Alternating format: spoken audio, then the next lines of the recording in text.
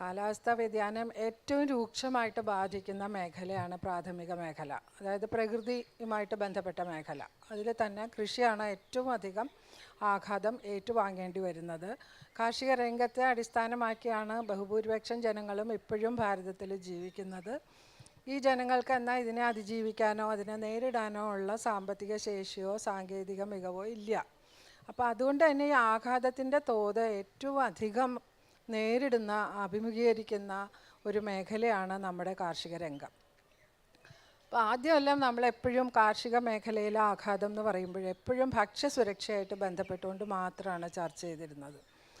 കൃഷി ഇല്ലാണ്ടാവുമ്പോൾ ഭക്ഷ്യസുരക്ഷയ്ക്ക് വലിയ ഭീഷണി ഉണ്ടാവും എന്നുള്ളതാണ് എപ്പോഴും പ്രാഥമികമായിട്ട് നമ്മളുടെ മുമ്പിലേക്ക് വന്നിരുന്നത്. പക്ഷേ കാർഷിക മേഖലയുടെ പ്രസക്തി കേവലം ഭക്ഷ്യസുരക്ഷ മാത്രമല്ല, അതിന് ഒരു സാമൂഹിക തലമുണ്ട്.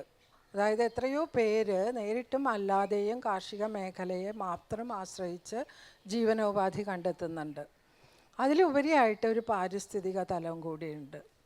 പരിസ്ഥിതി സേവനങ്ങൾ ഉറപ്പാക്കുന്ന ഒരു മേഖലയാണ് കാർഷിക മേഖല. ഇവിടെ വിദ്യാർത്ഥികളുള്ളത് കൊണ്ട് ഞാൻ പറയുകയാണ്, ഇപ്പം നമ്മുടെ നെൽപ്പാടങ്ങൾ കേവലം ഒരു ഭക്ഷ്യോൽപാദന മേഖല മാത്രമല്ല, നെല്ലും മീനും വൈക്കോലും മാത്രമല്ല അവിടെ നിന്ന് നമുക്ക് കിട്ടുന്ന സേവനങ്ങൾ.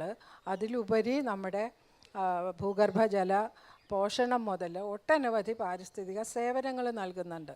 അപ്പോൾ കാലാവസ്ഥാ വ്യതിയാനത്തിൻ്റെ പശ്ചാത്തലത്തിൽ നോക്കുമ്പോൾ ഒരു പക്ഷേ പാരിസ്ഥിതിക രംഗത്ത് കൃഷിയുടെ പാരിസ്ഥിതിക സേവനങ്ങളിലാണ് ഏറ്റവും അധികം ആഘാതം വരുന്നതും അത് നമ്മളെ ബാധിക്കുന്നതും. ആ ആഘാതം ഒരു പക്ഷേ ഹ്രസ്വകാലത്തിലുള്ളതുണ്ട്, ദീർഘകാലത്തിലുള്ളതുണ്ട്, ഗുണപരമായിട്ടുള്ളതുണ്ട്, അളവിലുള്ളതുണ്ട്, നേരിട്ടുള്ളതുണ്ട്, അല്ലാത്തതുണ്ട്.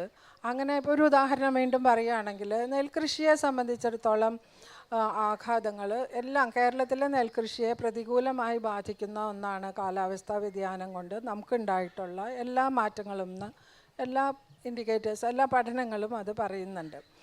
പക്ഷെ അധികം ആരും ചർച്ച ചെയ്യാത്ത ഒന്നാണ് കാലാവസ്ഥാ വ്യതിയാനം മൂലം നെല്ലിൻ്റെ അരിയുടെ ഗുണമേന്മയിൽ വ്യത്യാസം വരുന്നുണ്ട്, ചില മൂലകങ്ങൾ ഇല്ലാതാവുന്നുണ്ട് എന്നുള്ള ചില പഠനങ്ങൾ വരുന്നുണ്ട്. അത് ഗുണപരമായിട്ടുള്ള, അതായത് ഗുണത്തിൽ നമ്മളിത് കഴിക്കുന്നത് നമ്മുടെ ആരോഗ്യം മെച്ചപ്പെടുത്താനാണല്ലോ. പക്ഷെ അത്തരം ഒരു സാഹചര്യത്തിൽ ഇതിൽ നിന്ന് കിട്ടിക്കൊണ്ടിരുന്ന പല മൂലകങ്ങളും ഇല്ലാതാവുന്ന തരത്തിലേക്ക് ഒരു മാറ്റം സംഭവിക്കുന്നുണ്ട്. അത് വളരെ പ്രസക്തമായിട്ടുള്ള കാര്യമാണ്. നമ്മുടെ സാമൂഹ്യ വ്യവസ്ഥിതിയെ നേരെ ബാധിക്കുന്ന, ഇപ്പം ഉദാഹരണം പറഞ്ഞിട്ട് മുതലമടയിൽ മാവ്, നമുക്കറിയാം മുതലമടയിലെ മാവ് കൃഷി അവിടുത്തെ മാത്രമല്ല കേരളത്തിലെ ഒട്ടുമിക്ക സ്ഥലങ്ങളിലെയും സാമ്പത്തികമായിട്ടുള്ള പ്രധാന സ്രോതസ്സാണ്. മുതലമടയിലെ പ്രധാന സാമ്പത്തിക സ്രോതസ്സാണ്. ഏകദേശം 500 കോടി രൂപയുടെ ബിസിനസ്സാണ് അവിടെ നടക്കുന്നത്. അതിൽ പ്രത്യക്ഷമായിട്ടുള്ളത് അത്രയും, പരോക്ഷമായിട്ട് ഒരുപാട് ജനങ്ങൾ അതുമായിട്ട് ബന്ധപ്പെട്ടാണ് ജീവിക്കുന്നത്. പക്ഷേ കാലാവസ്ഥാ വ്യതിയാനം മൂലം ഇപ്പോൾ കഴിഞ്ഞ വർഷം അവിടുത്തെ മാവുകൾ പൂത്തെങ്കിലും അത് മാങ്ങ ഉണ്ടായില്ല. അങ്ങനെ ആ ബിസിനസ് ഏകദേശം 50 കോടിയായിട്ട് ചുരുങ്ങിയെന്നാണ് അവിടെയുള്ളവർ പറയുന്നത്. നമ്മൾ അവിടെ ചെല്ലുമ്പോൾ അവർ പറയുമ്പോൾ നമുക്ക് വളരെ വിഷമം തോന്നും, അത്രമാത്രം ആഘാതം അവർക്കുണ്ടായി. നമ്മുടെ സുഗന്ധവ്യഞ്ജന രംഗത്താണെങ്കിലും ഇപ്പോൾ ഏലം കൃഷിയിൽ ഇടുക്കിയിൽ ഏലത്തിൻ്റെ വിളവെടുപ്പ് ഏകദേശം 60 മുതൽ 95 ദിവസത്തിനുള്ളത്, 60 മുതൽ 80 ദിവസത്തിനകം ഓരോ വിളവെടുപ്പും നടന്നിരുന്നത്. ആ ദൈർഘ്യം കൂടി വരികയാണ്.